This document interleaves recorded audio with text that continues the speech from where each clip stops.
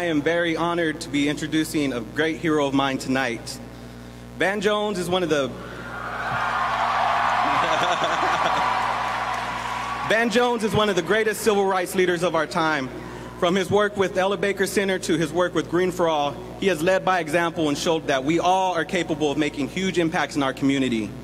I really respect the fact that he always reverts back to showing how past leaders have paved the way for us, and to me that's really inspiring. I really think that he's an amazing leader, and I thank him for all the inspiration he has given to me. So everybody, give a big round of applause for Van Jones.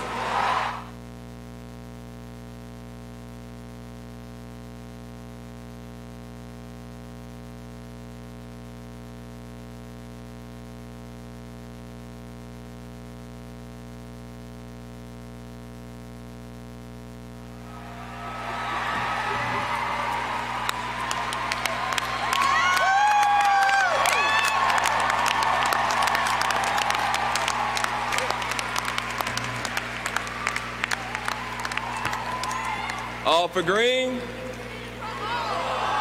All for green. All for green. All for green. All for green. All for green. Woo!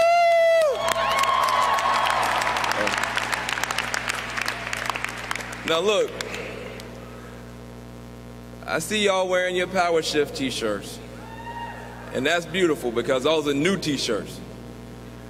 Some of y'all are wearing those same Barack Obama t-shirts you were wearing on election night.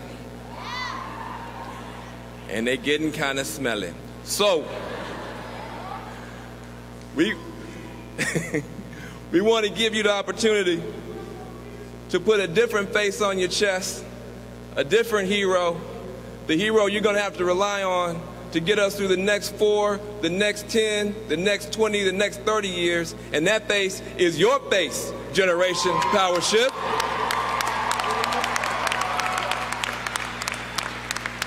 So I ask you, if you want to put your face on your chest and at least alternate with the brother Obama, go to greenforall.org. Put the name on the chest. We need green jobs now. Folks are suffering now. People don't have jobs now. People have been thrown out their homes now. We need green jobs now. Get the t-shirt. Thank you. All right, get out of here. Good. I want to thank, oh, by the way, that's the Green for All team right there. Give them a round of applause. That's Green for All.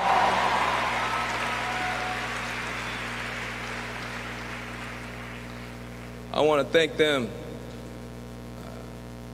They're the people who help the people who help the people. They're the people who hold the people who hold the people. From Appalachia, Native American reservations, Watts, Oakland, New Bedford. And I get a lot of the credit, but the reality is that one monkey don't make no show. And we have an incredible team with Green for All. I want to thank them, and I also want to thank you. I want to thank you.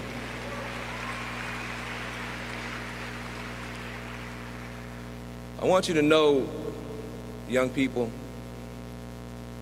young scholars, that you were born for a reason. It's not an accident that you were born right now, when we need you the most. Some of you here have been lost and lonely for a long time. Some of you have wondered, why do you have so much pain in your heart? Some of you have always been the most sensitive people. Even when you were little children, you saw people being mistreated in the classroom. And even though you weren't the one being mistreated, you would cry. You couldn't stand to see somebody bullied in the neighborhood. You couldn't stand to see somebody mistreated in the home. You couldn't even stand to see a little dog being kicked or mistreated. And you couldn't even watch the horror movies. Your cousins could watch the horror movies, but you would have to run in the other room. I know you. I know you.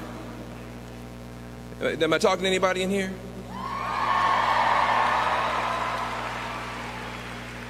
And you may have wondered all this time, why?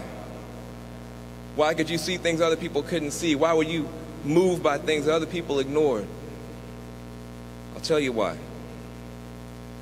Because your generation was born to save this whole planet. The whole human drama has been leading up to you. You are the generation that we have been waiting for. And some of you don't yet know that. But each one of you is a walking technological superpower.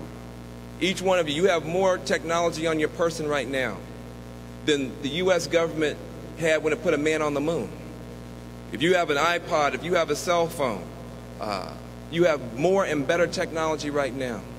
It used to be 10 years ago, ancient times, if a person could just sit on a bench and pull all the knowledge of the world into their mind, that person would be considered a god. That's just you with a laptop on Google. Right? That's how much power you have individually.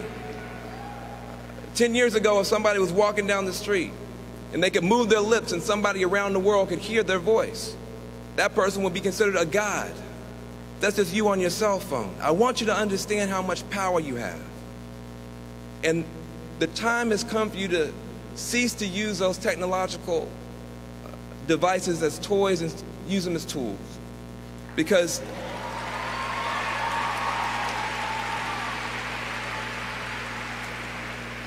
greening this economy is not just a technological challenge or a political challenge or a legislative challenge or a business challenge. It's a moral challenge. And only your generation is diverse enough, loving enough, connected enough, determined enough to meet the true moral challenge that we face, which is this. We have to create a green economy. That's true. That's true.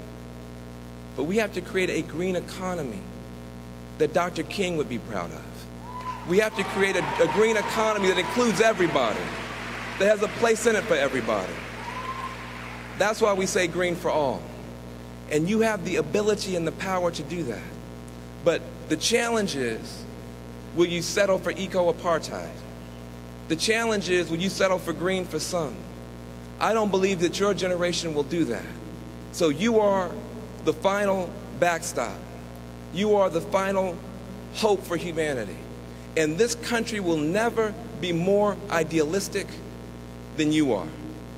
This country will never be more committed to justice than you are. This country will never be more determined, more courageous than you are. You are the final line of defense for unborn generations, for the children of all species. You were born for a reason. You were born for a reason. Now, if we are going to have a movement that includes everybody, we got to really include everybody. Let me tell you what that means. That means this movement has to also include the coal miners. The coal miners. They are people too. They are people too. And they have to be included. Now, I'm going to tell you this. All that clean coal stuff. All that clean coal stuff. Now, I'm going to tell you right now, we could have clean coal. I'm for clean coal, but I'll tell you what, if we're going to have clean coal, let's have a couple other things. We could have clean coal, or if we could power the country with clean coal, or we could have unicorns pull our cars for us, all day. We could have that too. Equally fictitious, equally fantastical, equally ludicrous, So, we could have the tooth fairy bring us our energy at night. Equally ludicrous. There is no such thing as the tooth fairy. There is no such thing as unicorns. And there is no such thing as clean coal. So let's be clear about that. Let's be clear about that.